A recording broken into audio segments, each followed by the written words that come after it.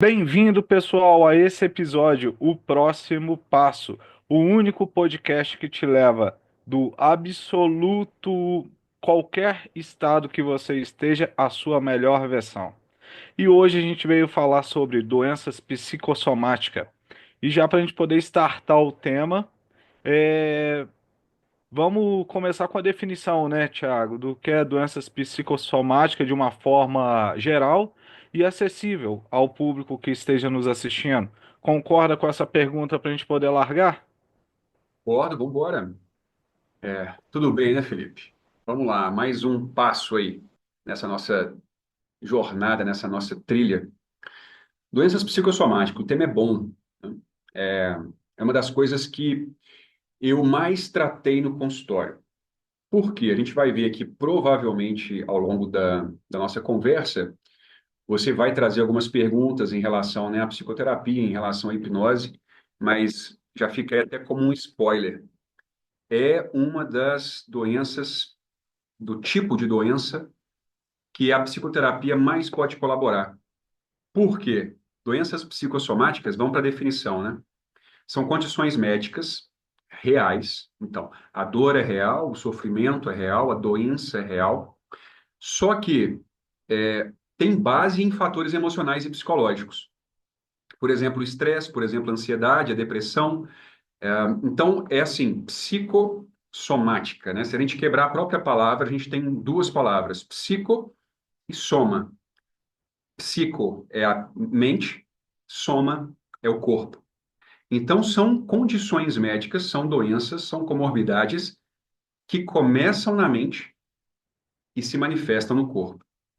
São doenças de origem psicológica, de origem emocional.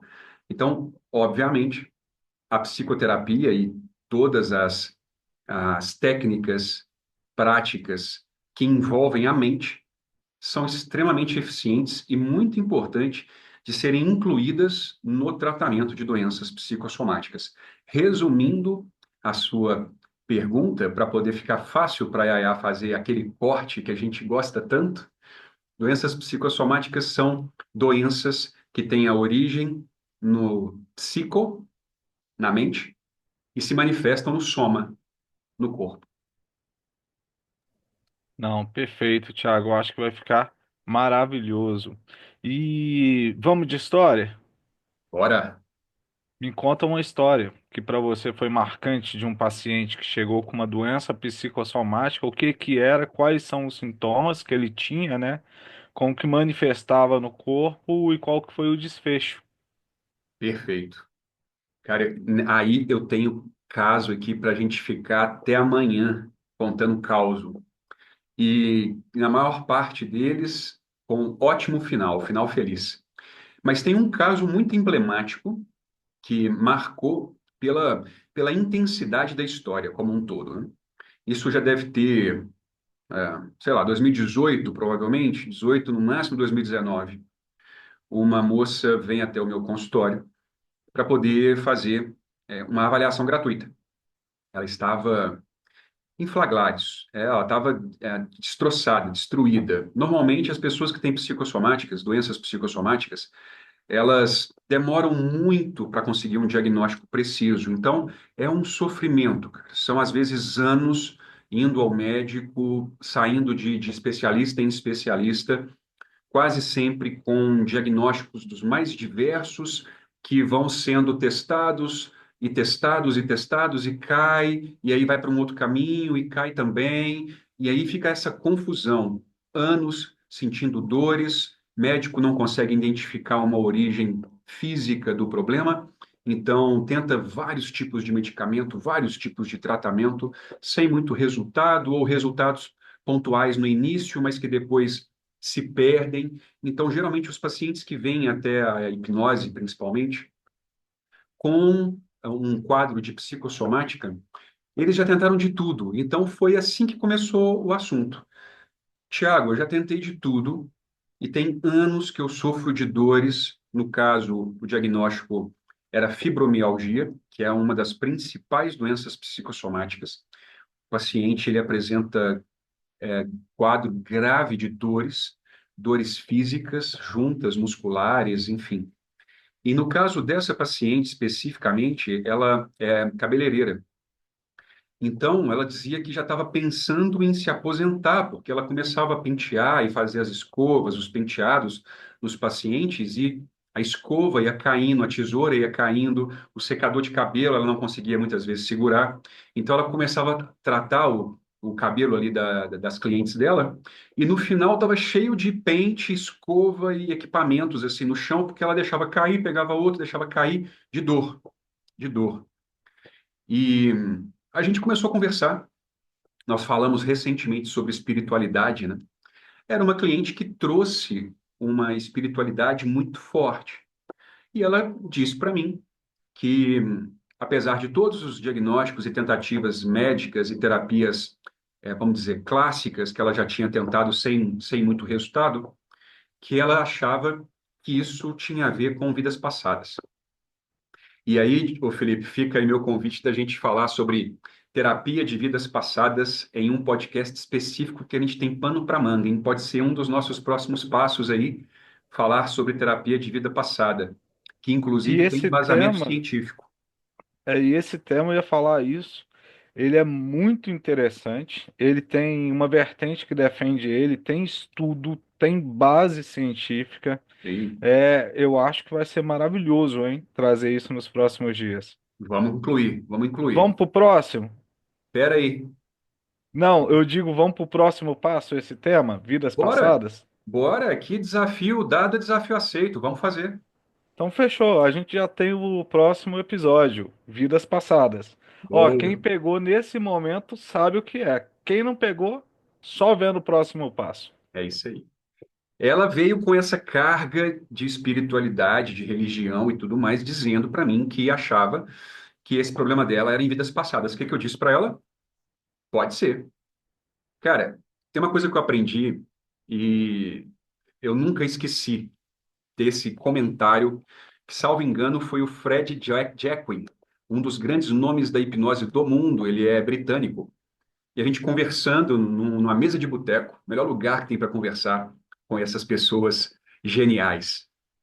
Ele falou assim, cara, eu tenho as minhas crenças e eu tenho a minha religiosidade, mas na hora que eu estou no consultório, a minha religião é a do paciente.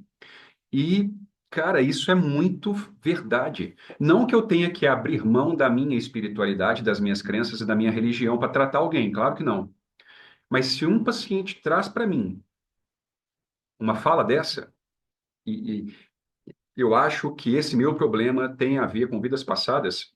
Se eu ignoro isso por conta de uma crença minha, eu estou invalidando todo um mundo de representações, todo um mundo de significado que o paciente está dando para o sintoma, para o problema dele. Então você abraça simplesmente. Só que eu não vou dizer para ela, ah, com certeza é, e a gente vai voltar e vai resolver. Claro que não. Mas eu disse, pode ser. Vamos investigar. E aí eu mudei a minha conversa, porque dá para você explicar qualquer fenômeno pela ciência e dá para você explicar qualquer fenômeno pelas linhas espirituais e religiosas. Você consegue explicar a hipnose numa linha científica e você consegue explicar a hipnose numa linha espiritual. Como ela trouxe uma demanda espiritual, eu fui conduzindo a conversa para o mundo dela, para as crenças dela, para os valores e interpretações que ela estava me trazendo. E o que aconteceu foi que eu criei um rapport tão grande que na primeira sessão mesmo de transe formal, onde a gente começou ali, ela já fez uma regressão de vidas passadas de forma espontânea. E foi muito intenso. A gente está aí nas vésperas da Páscoa, né? Então, já um feriado carregado de simbologia cristã. Ela voltou numa vida passada, onde ela era um dos guardas que estavam subindo com Jesus no Calvário e ela dava chicotadas em Jesus que caía com a cruz e tudo mais. Ah, Tiago, não faz sentido. Ah, Tiago, isso não é verdade. Não interessa se é verdade ou não, se ela regrediu ou não, se a hipnose permite que você volte em vidas passadas ou não, se vidas passadas existe ou não. Naquele momento ali da terapia, Isso era uma metáfora que ela trouxe, que a mente dela trouxe. É uma elaboração de um trauma qualquer. E pouco importa. O que que a gente fez? Tratamos isso. Ela perdoou essa vida passada dela. Essa pessoa na vida passada lá que chicoteava Jesus Cristo passou mensagens para ela. Ela conversou com essa figura. E isso é um processo extremamente terapêutico. Tem todos os elementos de uma terapia nível da arte. Ela conseguiu desassociar, conseguiu encontrar os recursos que ela precisava, conseguiu fazer uma fusão onde ela com ela mesma em uma outra época conseguiu elaborar aquilo que a mente dela trouxe como uma representação do trauma e ela saiu sem nenhuma dor. Beleza. Isso era a primeira sessão. Ela tinha comprado um pacote de 5 sessões. Na segunda sessão, ela já voltou sem dor. E isso não acontecia há anos. 7 dias sem dor. Aí a gente começou a fazer outras técnicas de hipnose para tentar também, por outros meios, usando outras metáforas, vamos dizer assim, outros caminhos, blindar isso para ver se não tinha ficado algum resquício do trauma, enfim. Depois a gente fez ainda mais uma sessão focado nas dores. Eu ensinei para ela umas técnicas de controle de dor, para que se caso as dores voltassem, ela pudesse fazer a modulação da dor, mas não teve mais. Simplesmente não teve mais. E ela chegou para a quarta sessão e falou: Tiago, agora que eu não sinto mais dor, eu quero dominar o mundo. Eu quero emagrecer. Pum, fizemos uma sessão para emagrecimento. Ela tem um perfil muito bom para hipnose, né? Então, existem diferenças. Ela é uma pessoa que entra em transe extremamente profundo, ela tem uma capacidade somática, né, de pensar e sentir muito grande, o que ajuda o tratamento, e ela ainda é extremamente sugestionável em transe, o que ajuda ainda mais o tratamento. Então, ela teve essa resposta intensa, absurda, muito rápida, né? Enfim, depois que a gente terminou a quarta e a quinta sessão, que estava focado mais para alimentação, atividade física e emagrecimento, passaram um tempo, depois ela fez alguns cursos de hipnose também, emagreceu 20 e tantos quilos, não me lembro exatamente, mas foi quase 30 quilos, e nunca mais teve dor. Teoricamente, ela curou a fibromialgia, que é um quadro crônico de dor. Ela não teve mais. Então, acredite ou não em vidas passadas, o que aconteceu ali foi um processo terapêutico, que a gente vai falar em detalhes no nosso próximo passo, certo? Mas onde basicamente a mente inconsciente dela traz um- uma representação para o trauma e a gente trata isso respeitando os elementos, respeitando a história, respeitando a metáfora que a mente dela apresentou, que no caso foi essa metáfora onde as dores que ela sentia no corpo dela era ela pagando pelas dores que ela fez Jesus Cristo sofrer no Calvário. Faz sentido, não faz sentido? Não interessa. Uma pessoa que tinha anos sofrendo com dores inexplicáveis, que nenhum tratamento tinha resolvido, que já estava deixando ela pensar em se aposentar por invalidez, olha só. E ela, salvo engano, ela tinha 30 e poucos anos, extremamente jovem na época, ainda é, né, mas extremamente jovem naquele momento, e que isso resolveu, né? Ô, Thiago, Esse é um caso emblemático. e é um caso muito interessante, né? Porque tem todos os elementos que a gente sempre vem falando e que vai falar muito mais sobre eles detalhadamente. Inclusive um que eu admiro demais em você, que é a capacidade da empatia, de se colocar no lugar do outro. Não é porque você acredita ou porque você não acredita que não é verdade. Não é porque. Desculpa até, né, se a pessoa estiver nos ouvindo e tudo, desculpa essa frase a seguir. A gente talvez não acredite conscientemente que ela esteve lá presente, que ela foi um dos soldados e tudo. Mas para ela isso faz total sentido. Se faz sentido para ela, faz sentido para nós, porque o objetivo é um resultado. E esse resultado passa por esse caminho. Não é criticar, é acolher aquilo dali e utilizar aquilo para o resultado final. que foi a cura da fibromialgia neste caso. Gostei muito dessa história, eu acho que quem nos assiste também irá gostar bastante. E se você se identificar com a história dessa moça, coloca aqui embaixo, coloca aqui embaixo para nós. E você me falou de sintomas físicos, né, que ela tinha. Então, eu fiquei pensando aqui, quais são os principais sintomas físicos que podem aparecer e que nos leve a entender que a gente tem uma condição psicossomática? Eu vou até me usar como exemplo. Eu acho que tem uma semana, 8 dias, que eu tô com uma dor no estômago que não passa. Tomo o remédio, tomo o que for e a dor não passa. Aí ontem eu tava até falando com minha esposa, amor, eu acho que essa dor, ela pode estar sendo oriunda do estresse dos últimos dias, troca de casa, correria, uma alimentação inadequada, mas muito em função da carga, né? Eu acho que é até um dos locais que o excesso de carga manifesta. E tem até uma frase que a gente usa no mundo do empreendedorismo, que é mais ou menos assim: para ser empresário no Brasil tem que ter estômago, porque senão não aguenta. E eu acho que isso tudo está muito ligado à carga, né? Se você puder trazer algo para nós nesse sentido. Opa, tem muito a ver, Felipe. É muito simbólico, né? Porque a gente está falando de uma doença de origem emocional, psicológica. Então, sim, vamos por partes, né? Dores, das mais diversas. Dores de cabeça, dores musculares, dores nas costas, dores abdominais.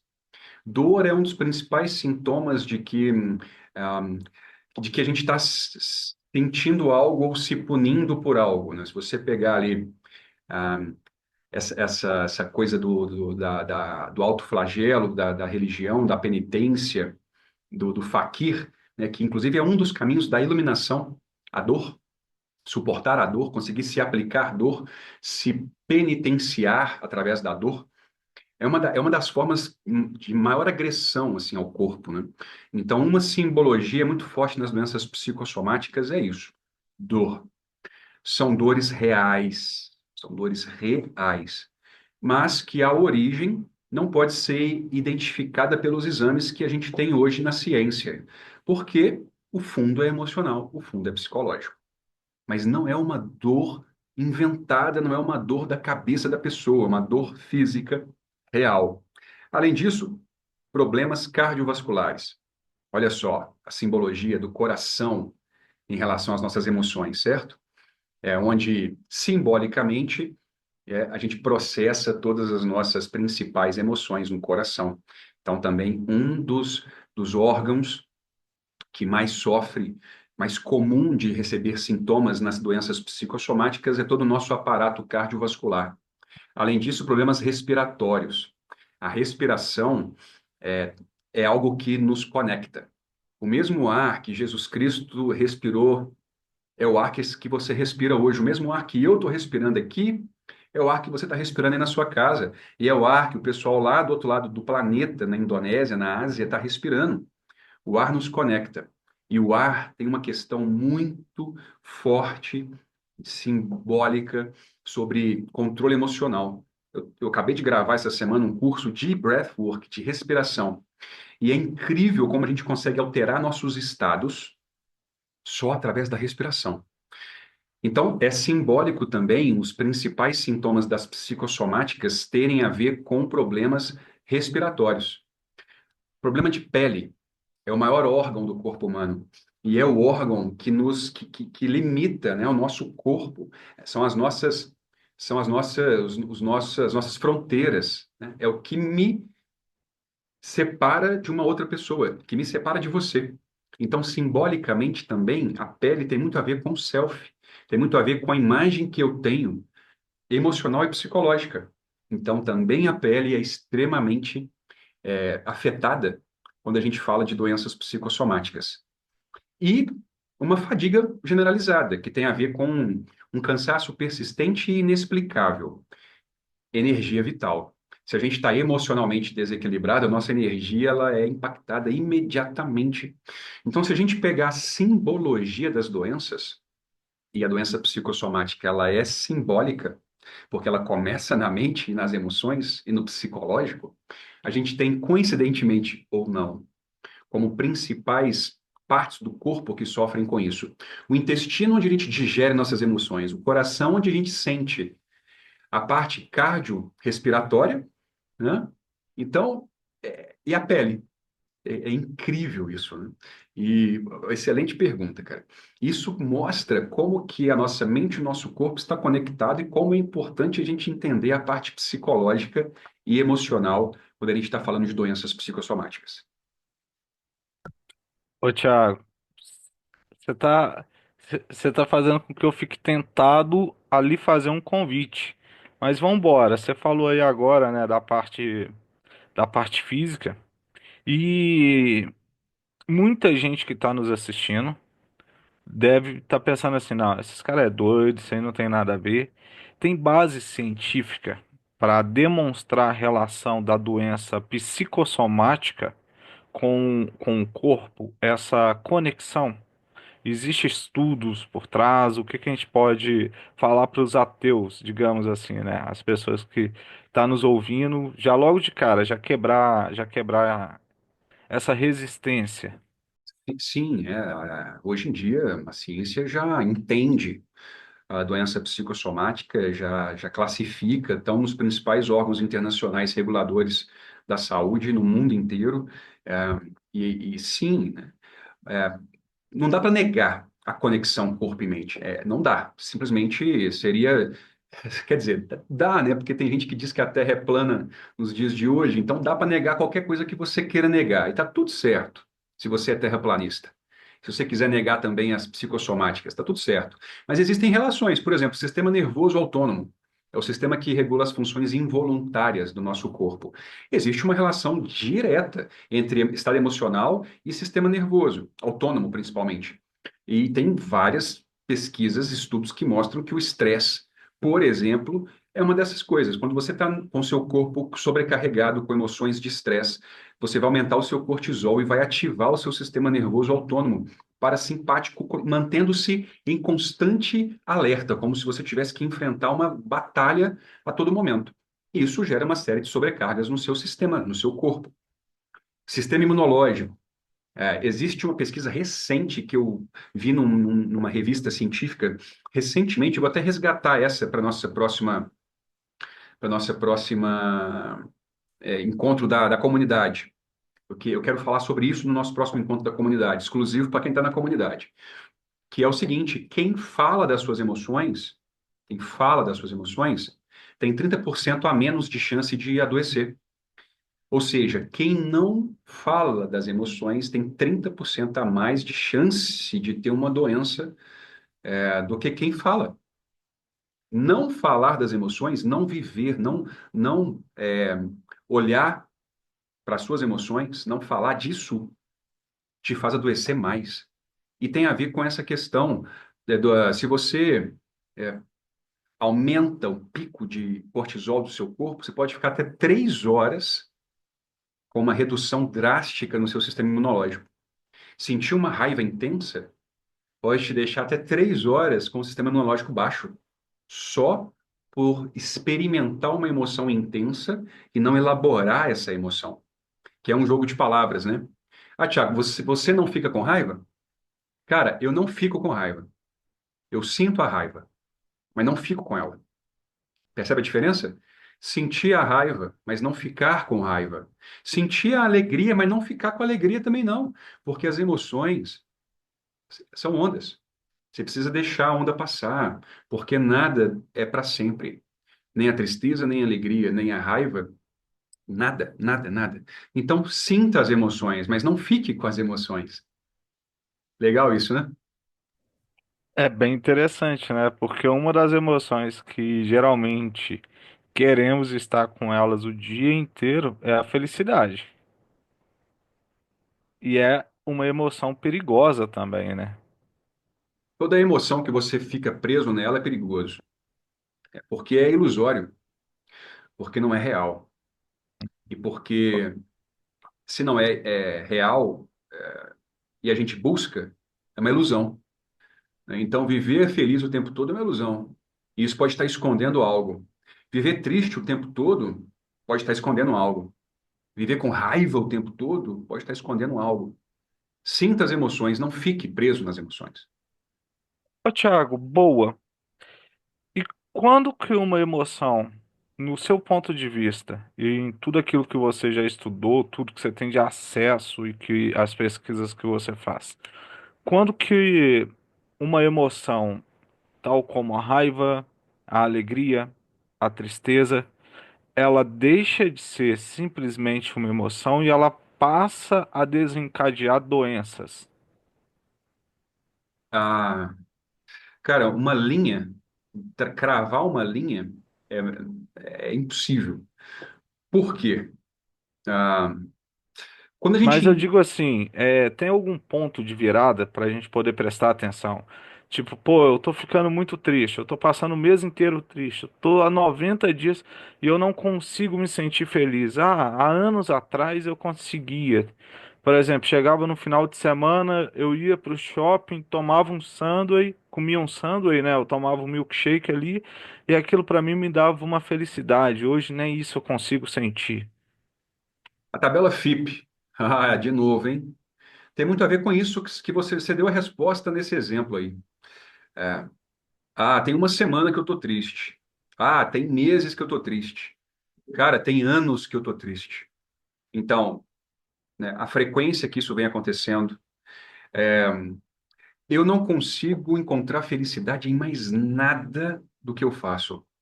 A intensidade do que você está vivendo.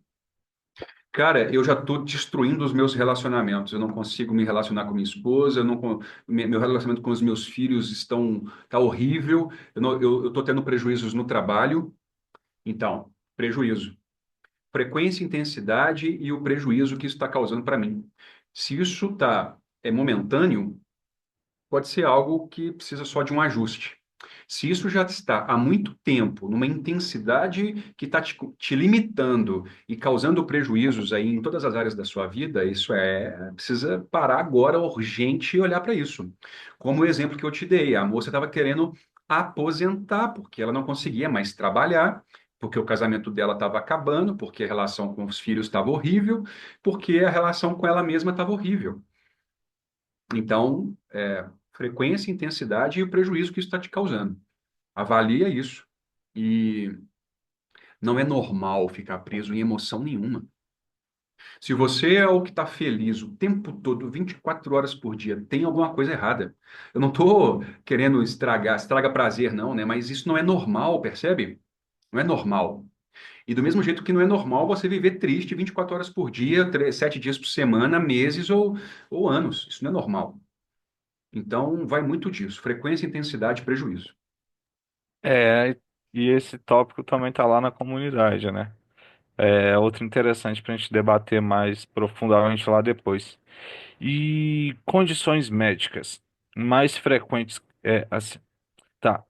Quais as condições médicas mais frequentes, comuns, que frequentemente apresentam um comportamento psicossomático? Tá, essa aí, o exemplo que eu trouxe, eu acho que ela é o top um do ranking, fibromialgia. Mas, além disso, todo tipo de doença cardiovascular, asma, bronquite, dores crônicas em geral e cefaleia. Eu acho que elas são as que mais aparecem. Mas, olha, eu separei um dos livros que eu gosto muitíssimo. E se você sofre de alguma doença psicossomática ou se você é terapeuta e quer entender mais sobre isso, está aqui, ó. Esse livro é sensacional, do Rutger Dahl, e A Doença como Símbolo. E aqui está dizendo, ó, a pequena enciclopédia de psicossomáticas, são aproximadamente umas 300 doenças aqui. Então, elas estão descritas como se fosse um dicionário mesmo, só que essa doença, esse livro, ele traz as principais representações possíveis, né, e que a experiência do próprio autor, do Rutger, no tratamento de doenças psicossomáticas, qual é o fundo simbólico e quais os possíveis tratamentos simbólicos, metafóricos, espirituais, mentais, psicológicos para cada uma das doenças. É sensacional esse negócio aqui, ó. Sensacional. Ô, Thiago, bem que a gente podia criar uma outra linha editorial só para poder debater as doenças psicossomáticas, né? Sua origem, aquilo que provoca, como identificar e uma metodologia para poder sanar, curar delas. Pô, bora? Desafio aceito. Se a gente for ler uma por uma aqui, e tem coisa muito específica, né? Eu acho que vai ficar muito longo, talvez muito cansativo, mas a gente podia pegar a top 10 principais doenças psicossomáticas em ocorrência, a gente pode até pesquisar isso e falar delas. Eu topo. Vamos. Eu acho que a gente pode ir até um pouquinho mais, tipo top 20, top 30, Ah, vamos porque é começar bem interessante. o top 5 e vamos ver se a nossa audiência se manifesta, que eles estão achando, e a gente vai fazendo enquanto eles quiserem, a gente vai fazendo. Não, então perfeito. Então vamos embora, estruturar essa linha e trazer nos próximos dias isso. E já que a gente está falando de doenças psicossomáticas, linhas, vai provavelmente ter um perfil, né, de pacientes ou pessoas com um determinado perfil psicológico aos quais as doenças psicossomáticas são mais frequentemente observadas. Sim, Estou existe sim. correto nisso? Tá. É. As doenças psicossomáticas, elas têm, tem uma pesquisa que vai nesse sentido que aponta que, historicamente, pessoas que têm histórico de traumas ou abuso têm maior índices de passar por doenças psicossomáticas, altos níveis de estresse crônico, e aí pode ser por o ambiente onde elas são criadas e moram, pode ser por trabalhar num ambiente que tem um estresse, enfim. Por algum motivo, ela tem altos níveis de estresse crônico, transtorno de ansiedade, transtorno de depressão, pessoas que têm dificuldades em expressar as emoções. Olha só, a gente estava dizendo que quem não expressa as emoções tem 30% maior de chance de adoecimento. Então, as psicossomáticas têm maior ocorrência em pessoas com dificuldade de expressar emoções. E isso tem até um nome, cara. Se eu não me engano, é a alexitimia, alguma coisa assim. Eu preciso me confirmar, então pesquisem aí e ver se é isso mesmo. Mas, salvo engano, é a alexitimia que chama isso, a dificuldade em expressar emoções. É, pessoas que têm um tipo de personalidade tipo D também, que é da psicologia, que é tendências à angústia e inibições sociais, pessoas que têm transtornos sociais. E pessoas que têm histórico de problemas emocionais não resolvidos. Então, veja só, né? Está aí intimamente ligado a pessoas que têm problemas de lidar com as próprias emoções. Olha a importância de desenvolver inteligência emocional. Olha a importância de fazer terapia. Olha a importância de não ficar nas suas emoções, mas sentir as suas emoções. Identificar, utilizar e seguir, né? Intimamente relacionado, Felipe. Eu achei fantástico. Eu ia até te perguntar se você conseguiria aprofundar, né, é, é, o estresse, porque eu acho que assim, o estresse é o mal do século XXI e provavelmente vai ser o mal do século XXII, né?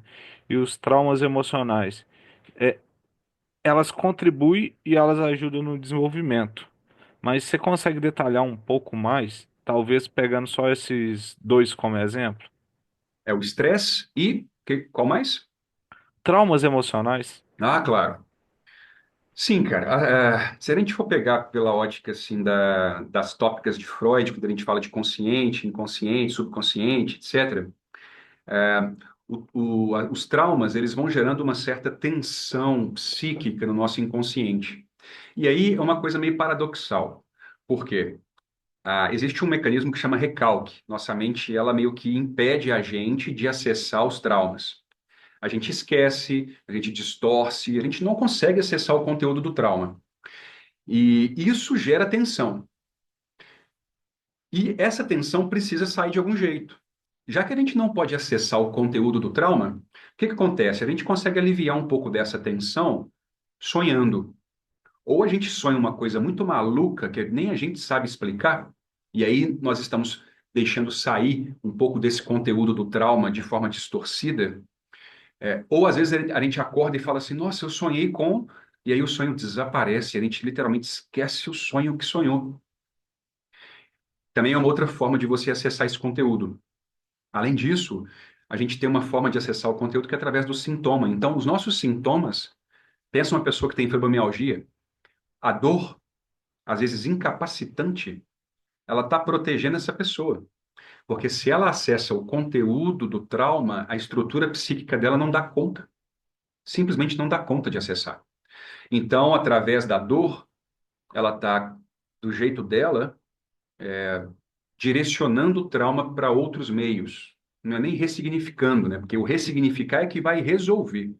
Mas a dor é uma forma de esvaziar essa tensão causada pelo trauma. Então, traumas têm muito a ver com as psicossomáticas, porque o efeito do trauma vai ser um sintoma que muitas vezes é a doença psicossomática em si. Então, muitas vezes a doença psicossomática é o resultado de um trauma emocional muito intenso. É o resultado disso. Já o estresse, existem várias pesquisas que mostram que o estresse ele vai causar uma desregulação absurda no sistema nervoso autônomo. Então, vai mexer ali, por exemplo, vai aumentar a chance de inflamações crônicas, vai ter uma supressão, vai diminuir o sistema imunológico, então desregula todo o sistema imunológico. Tem alteração na percepção da dor.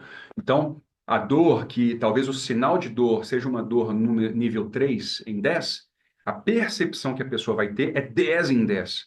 E essa descompensação da percepção de dor está ligado a níveis elevados de estresse. E é claro, se a pessoa tem estresse crônico, ela vai ter dificuldade em regular as emoções. E tendo dificuldade em regular as emoções, ela vai ter uma maior chance de ser impactada, de passar por algum tipo de doença psicossomática. Ô, Thiago, você falando, eu fiquei pensando o quanto que deve ser difícil, né, fazer o diagnóstico de doenças psicossomáticas e principalmente fazer a separação das diferentes condições médicas, né, que nós temos.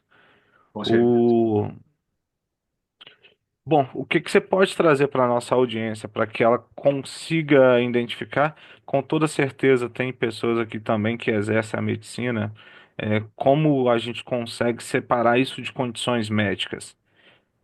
Tá, Ou até mesmo, né, os próprios profissionais da psicologia que trabalham tanto dentro da nossa técnica quanto aqueles outros que nos ouvem nesse momento.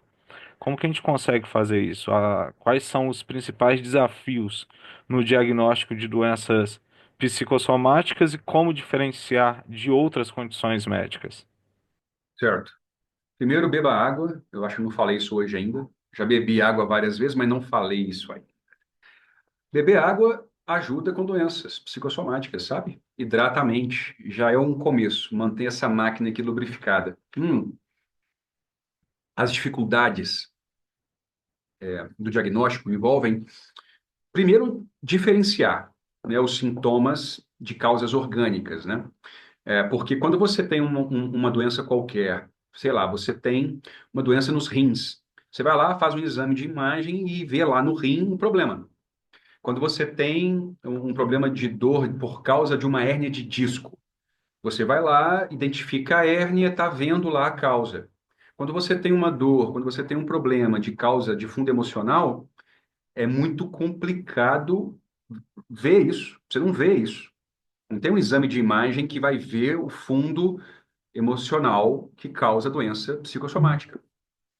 Então, uma dificuldade tremenda é essa, de identificar, porque não é uma causa orgânica, né? Uma outra coisa é o estigma, vamos dizer assim, né? Os pacientes podem sentir-se descredibilizado, que você chega no médico se queixando de uma dor, faz tudo quanto é exame, não tem nada. E aí, se a gente for contar uma historinha, você que gosta de história, a, uma doença que lá na época de Freud ajudou muito, inclusive, nos estudos da hipnose, da psicanálise, da psicologia como um todo, foi a nossa, fugiu aqui da a palavra, histeria. As mulheres histéricas. que era a histeria, né? Uma série de queixas que as mulheres, principalmente, tinham e que não tinham um fundo físico, não tinham um fundo orgânico. Então, os médicos diziam que era frescura, que eram mulheres histéricas, frescas, que não tinham nada, mas que se queixavam e faziam teatros, passavam mal por teatro e tudo mais. E chegava um absurdo de prescrever para curar para curar a doença, para as histéricas engravidar, porque o problema daquelas mulheres era útero vazio. Então, se você engravidava, você ocupava seu tempo, ia ser mãe e parava de frescura. E depois, mas o porquê que os médicos faziam isso, né?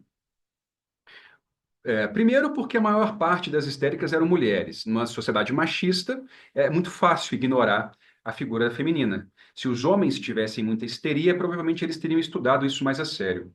Segundo, que o motivo depois da gente entender o porquê que de fato as mulheres eram muito histéricas, é que tinha a ver, inclusive, com a dinâmica da sociedade machista.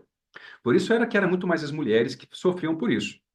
E depois os médicos simplesmente não conseguiam entender a doença. Então era muito mais fácil dizer que a culpa era do paciente do que dizer que eles não tinham conhecimento, técnica suficiente para entender aquilo. Então era muito mais fácil. E ainda hoje existe isso, cara. A pessoa vai no hospital, queixa de uma coisa que o médico, né, que não, o médico não acha, tem médico que não acha que é Deus, tem certeza que é. Então ele chega lá, não consegue tratar a pessoa, e aí ele vai dizer, ele vai pensar o seguinte: eu não dou conta de entender essa doença? Não, ele vai dizer, isso é coisa da cabeça do paciente. Então ainda existe muito desse estigma de que é frescura, de que isso aí é só a sua cabeça, como se não fosse real. Porque de fato é a cabeça, é o emocional, é o psicológico. Mas não é que não é real. Percebe a diferença? E esse estigma, inclusive, é uma das coisas que faz o paciente muitas vezes piorar a doença, porque ele não se sente acolhido, ele não se sente ouvido. É, é uma roda, sabe? É uma retroalimentação, assim.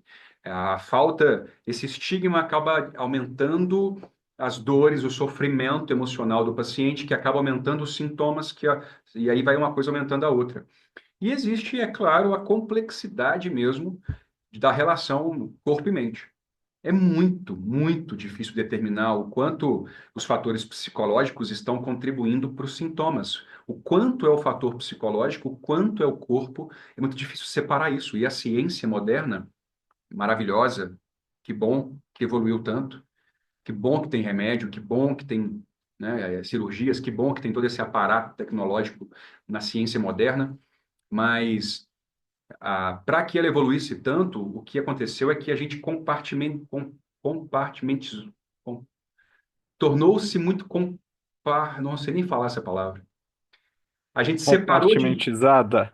eu nem sei se está certo. A gente separou demais as coisas, especificou demais. Por exemplo, hoje tem médico especialista no dedão do pé direito. E aí, se você quebrar o mindinho, você tem que ir num outro especialista. Então, a gente separou demais. Primeiro, separou mente e corpo. A ciência ignorou por muito tempo a mente completamente e trabalha o corpo. E aí separou demais as partes do corpo.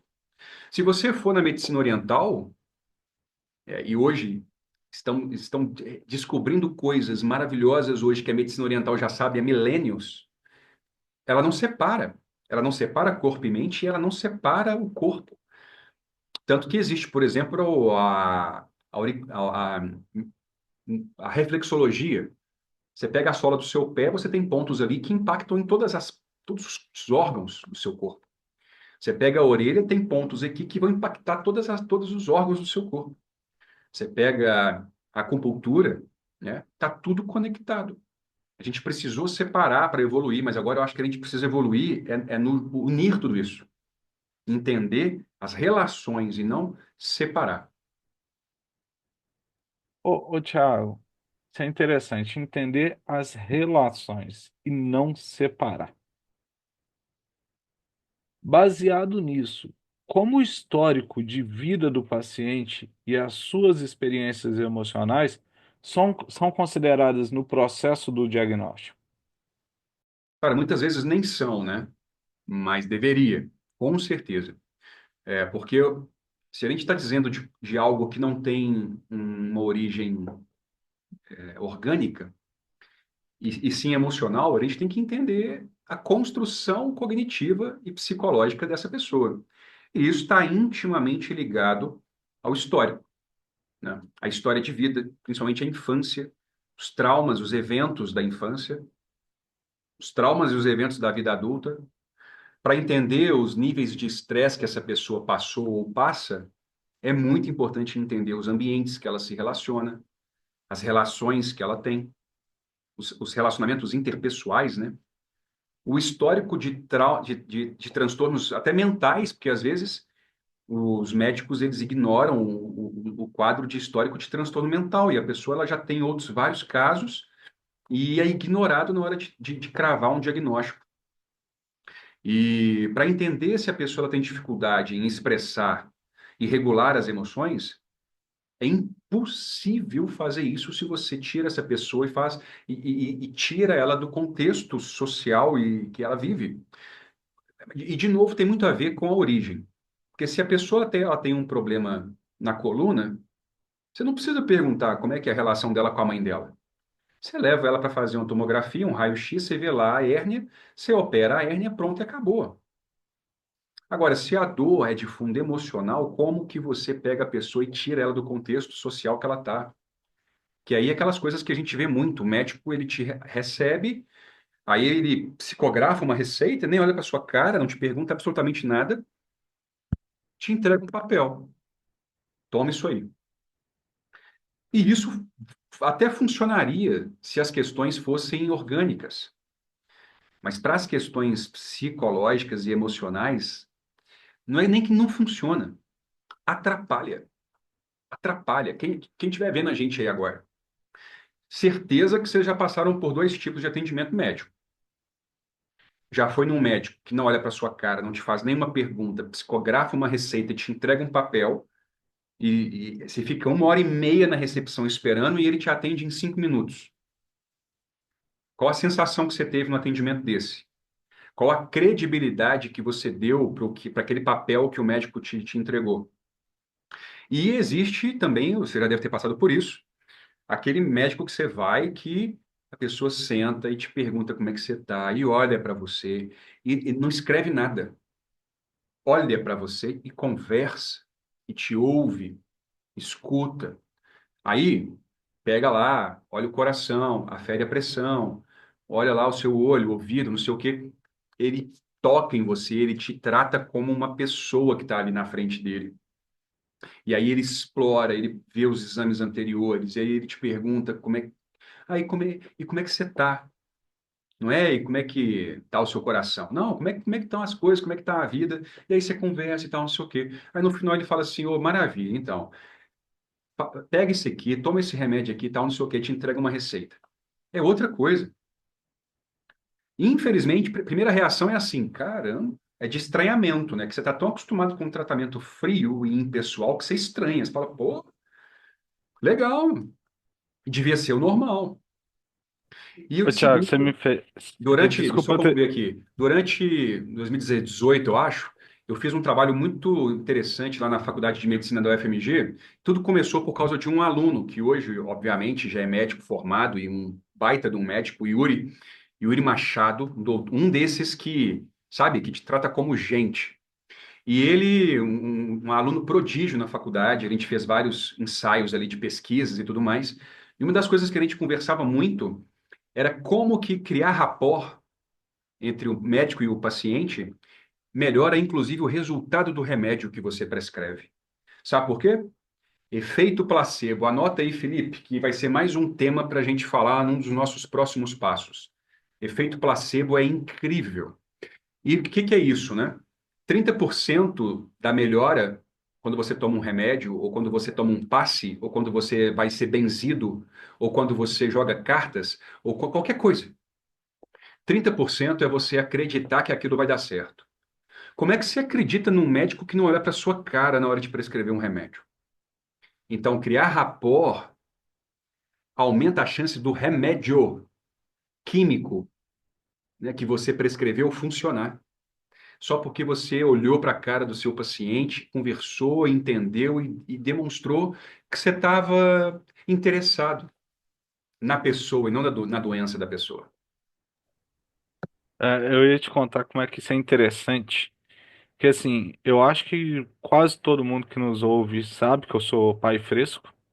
Meu neném tem apenas 4 meses. E logo no início, cara, quando ele nasceu, eu nunca fui muito fã de médico. Então, assim, eu não me lembro a última vez que eu fui em um médico. Não me lembro. E é certo por conta dele. Eu digo para poder me consultar ou algo assim do gênero.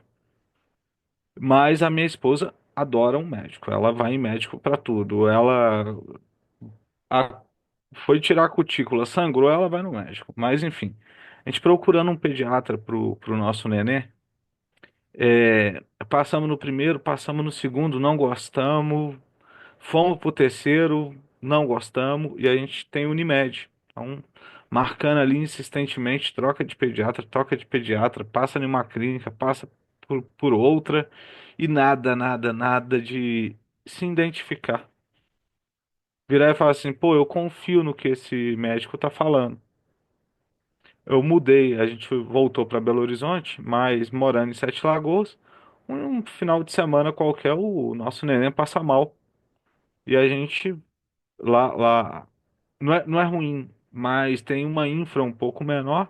Eu falei com ela, amor, vamos levar o B na UPA mesmo e vamos lá. Ela, não, vamos para BH, coisa e tal. Eu, não, não, vão na UPA. Olha só pra você ver como é que são as coisas. Se eu não me engano, foi mais ou menos isso mesmo, tá? E na UPA a gente conheceu um médico chamado Dr. Lucas, que por coincidência também atende na Unimed. Ele tem uma clínica maravilhosa, só que a gente ainda não tinha dado a sorte de encontrá-lo. E a gente encontrou ele na UPA, foi extremamente bem atendido. Ele pegou no nosso neném, descobriu que o nosso neném estava com alergia a pelo. Eu esqueci o nome da doença, mas tinha ficado um cachorro lá em casa passado, deitou no sofá, deixou pelo, ele teve contato com o pelo do cachorro e empolou inteiro, ficou todo avermelhado, uns vergão, menino, coisa mais, coisa feia. E ele foi extremamente atencioso, a consulta dele, assim, de primeira, nem parecia que a gente estava no SUS, né? Porque esse é muito perfil de médico do SUS. O cara chega, você chega dentro do consultório dele e te pergunta: Você tá bem? Tô, doutor. Então o que que você tá fazendo aqui? Próximo, vambora. É mais ou menos assim. E o doutor Lucas não, o comportamento dele foi outro. Ele perguntou pra nós: Vocês estão bem? Aí eu já falei com ele: Nós dois sim, o Bernardo não. Com medo dele mandar embora já, sabe? Aí ele, e o que que o meninão tem? Coisa e tal, olhou com muito cuidado, pesou, fez a tara, olhou a taxa de crescimento. Eu acredito que pode ser isso, aquilo outro. Vou dar esse corticoide aqui para ele, vou recomendar isso e tudo, tá? E o Bernardo, ele não tem empatia, ele tem 4 meses. Ele não tem esse lado desenvolvido. Mas eu acho que a confiança que ele transmitiu tanto para mim quanto para a mãe interfere no resultado até com o próprio bebê, porque a gente fica mais confiante na hora que vai dar o remédio. E aí de lá para cá o Dr. Lucas virou o pediatra oficial do B. A gente tem 2 consultas por mês com ele.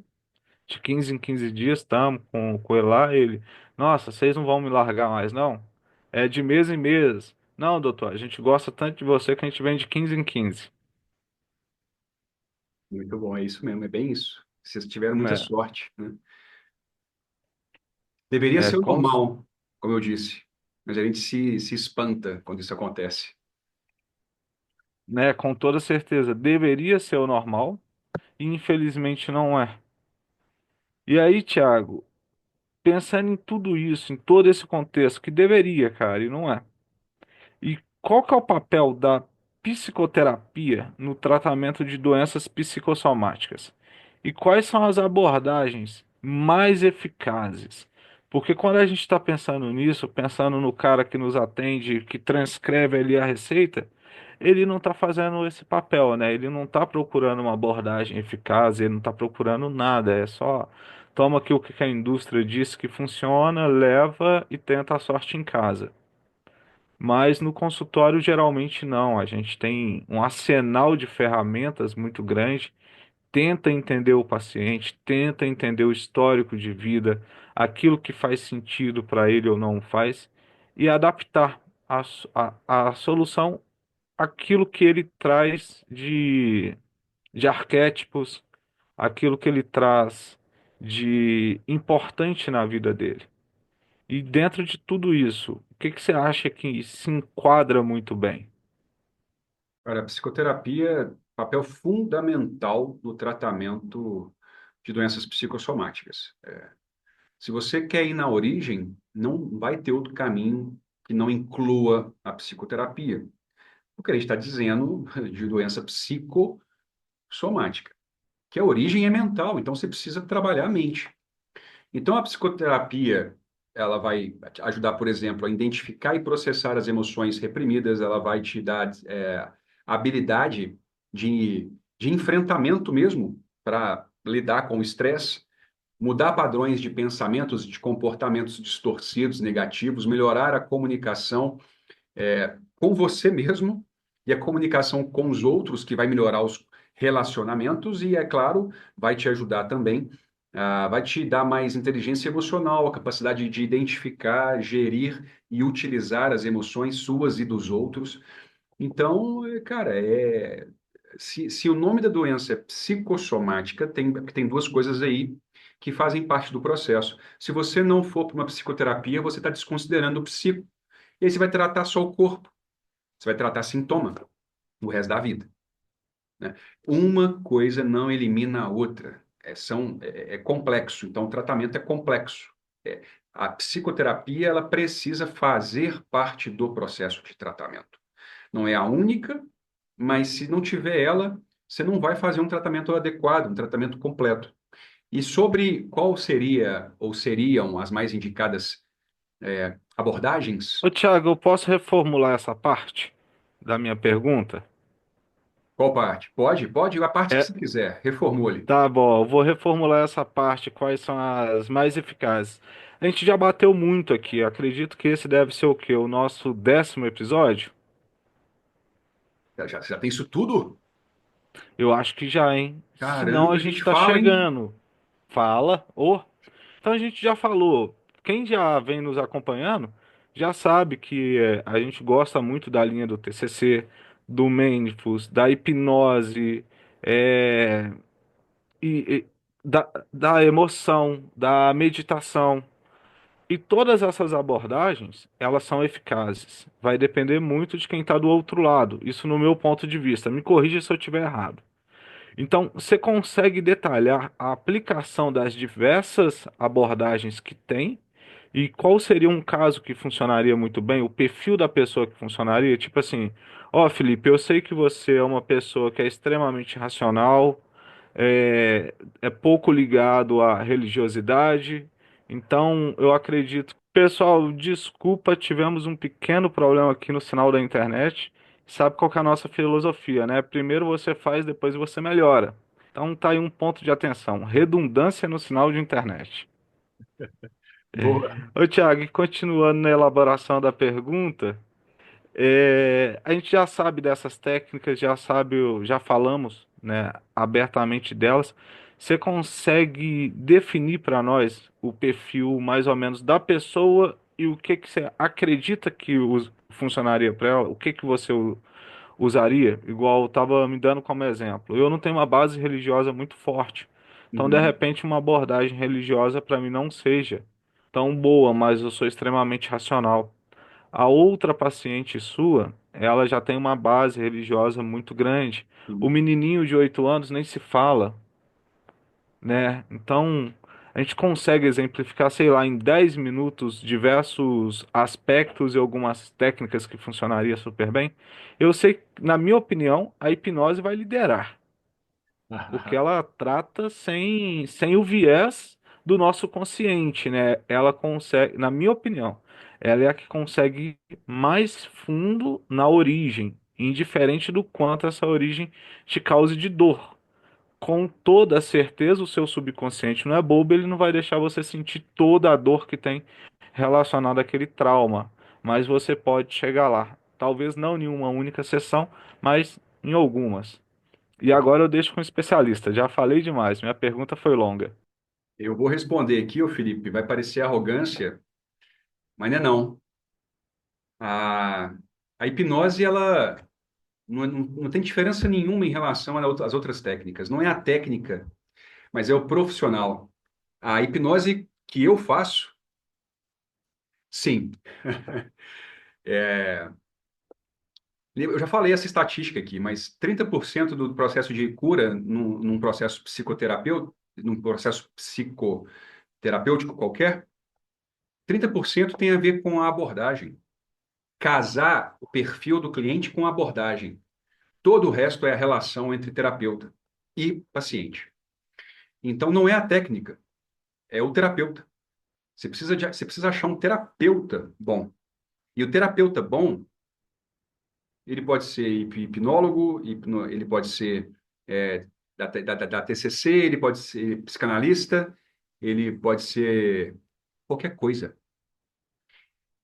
Ele tem que ter a capacidade de criar conexão, estabelecer uma relação de confiança, rapport, e ele tem que saber ouvir, parecer que está ouvindo. E através da voz do terapeuta, fazer o paciente se ouvir.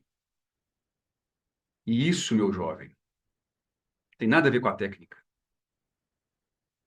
Isso tem a ver com empatia e tem a ver com uma escuta qualificada, intencional.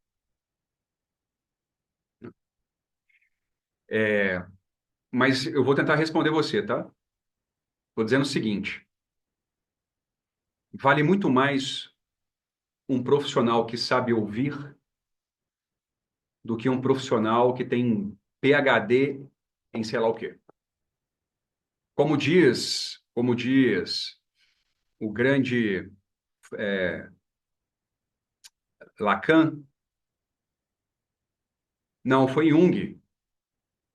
Jung dizia: domine todas as técnicas, conheça todas as teorias, mas quando for encontrar uma alma humana, tocar uma alma humana, seja apenas outra alma humana. É fundamental estudar pra caramba. Eu estudei pra caramba. Eu estudei hipnose incessantemente, eu estudei psicologia incessantemente, estudo até hoje. Mas na hora que você está ali fazendo terapia, não interessa Lacan, não interessa Jung, não interessa Freud, não interessa Aaron Becker, não interessa nada. Interessa o paciente, interessa a dor do paciente, as palavras do paciente, e interessa a sua capacidade de ouvir e devolver. Não sou eu que escolho se eu vou dar uma pegada espiritual ou não ao tratamento. Não sou eu quem escolhe se eu vou fazer regressão de vidas passadas ou não. Não sou eu quem escolhe isso. É o paciente, que eu estou trabalhando no mundo do paciente. E aí existe até uma relação, não é científica, eu estou falando aqui, aí já é da minha percepção, estou falando do Tiago aqui. Vou falar de onde que eu tirei, não? Tirei do sovaco, para não falar outra coisa. Muitos profissionais que estudam demais, que se especializam demais em Freud, em Lacan, em Jung, ou em Becker, ou em qualquer coisa, ou em Fritz Perls, ou enfim, existe um risco ali do ego ficar muito inflado. E aí você vai querer empurrar a sua teoria, a sua abordagem para qualquer pessoa. E às vezes aquela pessoa simplesmente não é para você ir por esse caminho. E você vai assim mesmo. Porque é naquele caminho que você é bom, porque é aquilo que você estudou 30 anos, porque com aquilo você já ajudou centenas de milhares de pessoas. Cara, eu já ajudei com hipnose milhares de pessoas. Mas tem gente que eu não faço hipnose. Ela acha que eu estou fazendo hipnose. Mas eu sei que não vai funcionar a hipnose com ela. E eu vou fazer o que vai funcionar. Mas se ela precisar achar que é hipnose, eu vou fazer ela achar que é hipnose, mas na verdade não é nada de hipnose. Ou o contrário, né? Várias vezes eu usei hipnose com pessoas que tinham pavor de hipnose sem ela saber que era hipnose, porque eu sabia que era a hipnose que ia ajudar. Porque eu sou fodão na hipnose? Não, porque eu entendi, eu ouvi a pessoa. Eu ouço a pessoa, eu abro minha caixa de ferramentas, eu entendo o que que dá para usar ali, mas primeiro é ouvir a pessoa. Vamos falar de ciência? A TCC, como você disse muito bem, né, quando você reformulou a pergunta, a TCC ela é extremamente indicada em casos de doenças psicossomáticas.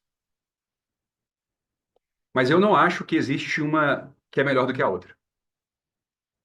Não acho. E tem pesquisas que mostram isso, inclusive eu já falei, né? 30% do processo de cura só é a técnica, é você casar a técnica com o perfil. E como é que é isso de casar a técnica com o perfil? Se você tem uma pessoa extremamente ansiosa, imediatista, que não tem uma agenda lotada, que não tem tempo, nem disponibilidade, nem saco para fazer terapia, e você coloca essa pessoa para fazer psicanálise, que ela vai ter que ficar anos fazendo tratamento, existe uma chance grande dela abandonar o tratamento. Então, talvez para essa pessoa seria mais indicado uma terapia breve, terapia de esquema, terapia TCC, terapia que você quiser aí, de terapia breve. Há uma pessoa que gosta de falar solto, que não gosta de nada muito estruturado e que tem tempo de sobra e que quer mais um amigo do que um psicólogo. Não que o psicanalista seja amigo, tá? Estou dizendo da relação assim, do ponto de vista do paciente que é leigo. Ele vai adorar uma terapia longa, mais solta, como é a psicanálise, sem muita estrutura, sem muito passo a passo, sem tempo de terminar. Então, eu acho que no caso da técnica, tem muito mais a ver o momento da pessoa. Se ela precisa de uma intervenção rápida, se ela precisa de mais escuta, se ela precisa de uma coisa mais estruturada ou menos estruturada, se ela precisa de uma coisa mais rápida ou mais demorada. Mas o mais importante, que é o que eu falo com as pessoas quando eles me pedem assim, como é que eu vou escolher um psicólogo? Muito simples. Esquece os rótulos. Ah, porque ele é da TCC, porque ele é da... Não esquece. Senta com o psicólogo. Faz um... Vai para uma avaliação com o seu psicólogo. Conversa com o seu psicólogo. Não pergunta para ele que abordagem que ele usa, não. Troca uma ideia com o seu psicólogo. Conversa com o seu psicólogo. Conta as suas mágoas. Chora as suas pitangas. E percebe se rola uma conexão. Que se rolar uma conexão, esse é o psicólogo para você. Se você sentir, sabe, o clique, você vai saber, porra, esse é o cara. Você vai saber. Um jeito muito fácil de exemplificar isso é o garotinho que me deu esse presente aqui, ó. E tem 8 anos. E a mãe estava preocupadíssima, porque ele ia nos psicólogos e tal, e ele achava um saco, e não continuou. Depois ela trouxe ele, 3 dias depois ela ligou, Tiago, vai dar certo. O menino está perguntando, quase que eu falei o nome aqui.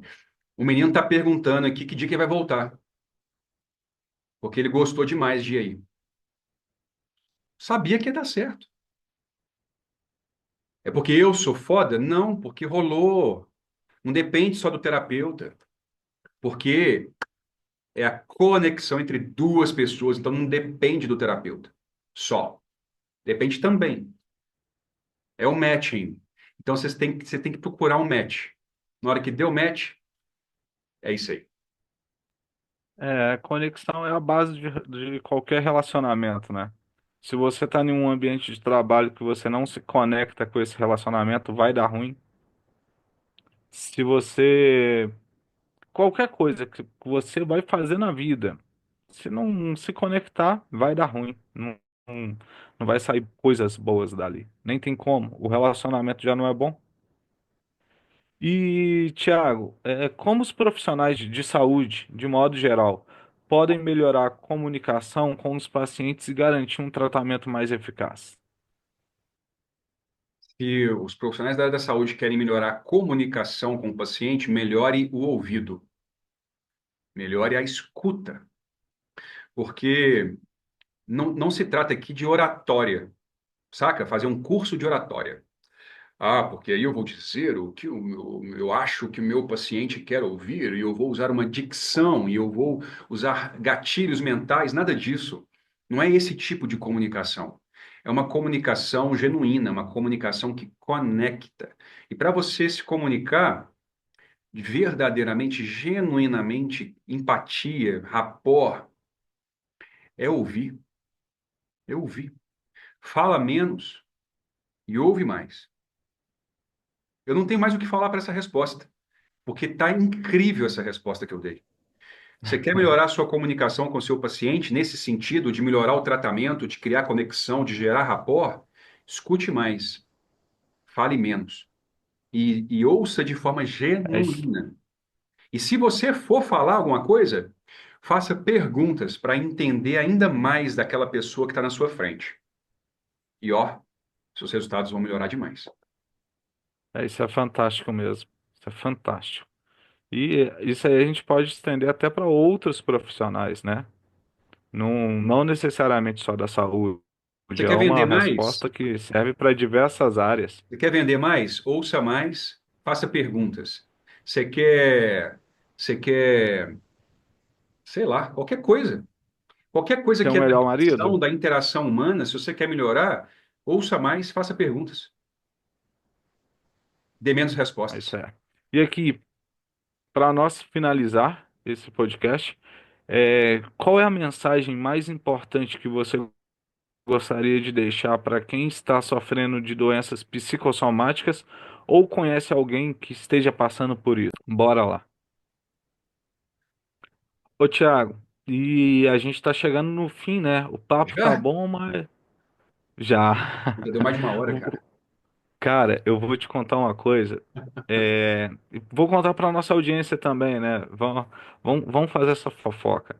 Quando a gente começou que a gente lá atrás estruturou essa linha, né?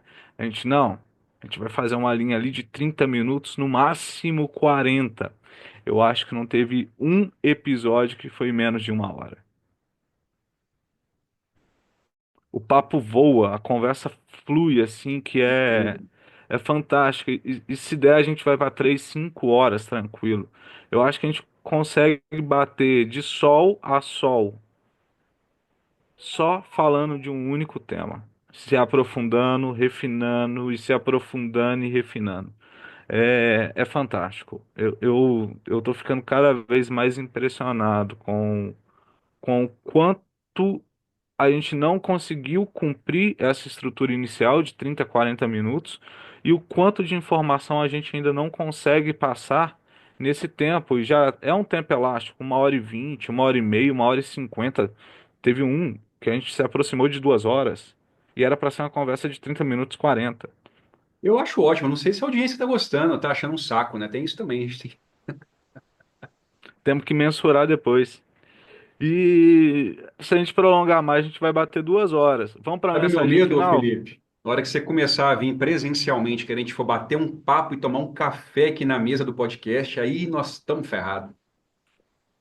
Ah, não. Aí a gente vai ter que virar e falar assim, olha, a cada 40 minutos corta, que vai ser que vai ser um episódio. O episódio 3 parte um, parte 2, parte 3, parte 4. Episódio 4, parte um, parte 2, parte 10. E por aí vai. Bora. Mas vamos lá. Vamos. Então tá. Ô, Thiago, qual que é a mensagem mais importante que você gostaria de deixar, assim, para quem está sofrendo de uma doença psicossomática ou conhece alguém que esteja passando por isso e precisa daquele ombro amigo? Para quem está sofrendo, tem solução. Tá? Você não está sozinho. Procure alternativas. Não aceite diagnósticos, mas não aceite prognósticos. Procure ajuda e lembra que a doença psicossomática você precisa olhar para a psique. Então procure terapia. Não importa a abordagem, vá de mente aberta, vá de coração aberto. Encontre um profissional, um terapeuta, que você sinta conexão e, e trate também essa parte emocional e psicológica, que ela é fundamental no caso das doenças psicossomáticas. E se você conhece alguém que sofre disso, Acolha a pessoa, ouça a pessoa, entenda que isso não é frescura, não é invenção, é muito real e é muita dor. Porque quando você tem um diagnóstico fechado, por mais que não resolva nada, o simples diagnóstico já traz alívio conseguir dar nome para a coisa que você tem. Quando nem isso você pode, é uma dor absurda, você não faz ideia. Então, se você sofre com isso, procure ajuda, não desista, olhe para a parte emocional, psicológica. E se você conhece alguém que está sofrendo, acolha, ouça e manda esse episódio aqui para essa pessoa. Certo? Eu achei maravilhosa essa mensagem final. Eu acho que com isso a gente encerra. Já sabemos qual será o próximo passo, vidas passadas. Isso aí. Eu, a- ou, não é por nada não, viu? Mas eu aposto, ó, cadê minha carteira? Eu aposto cinquentinha que o episódio de vidas passadas vai bater 2 horas.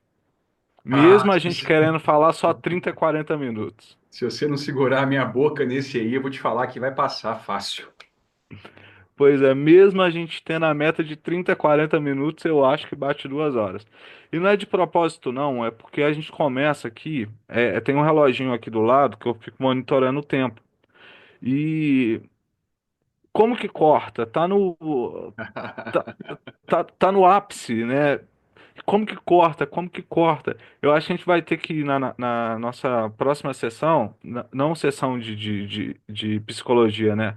Na próximo mês agora, quando a gente sentar para poder ver as estratégias do mês, calendário, os horários e os dias, a gente vai ter que dar uma mexida nisso, porque os episódios do próximo passo eu acho que não vai caber, ou a gente vai ter que reestruturar o modelo para poder caber ali entre abaixo de 1 hora, digamos assim. Vamos dar um jeito. Tem que haver um próximo passo, hein? Sempre haverá um próximo passo. Até o próximo passo. Até o próximo passo, meu querido. Um Valeu, abraço. Felipe.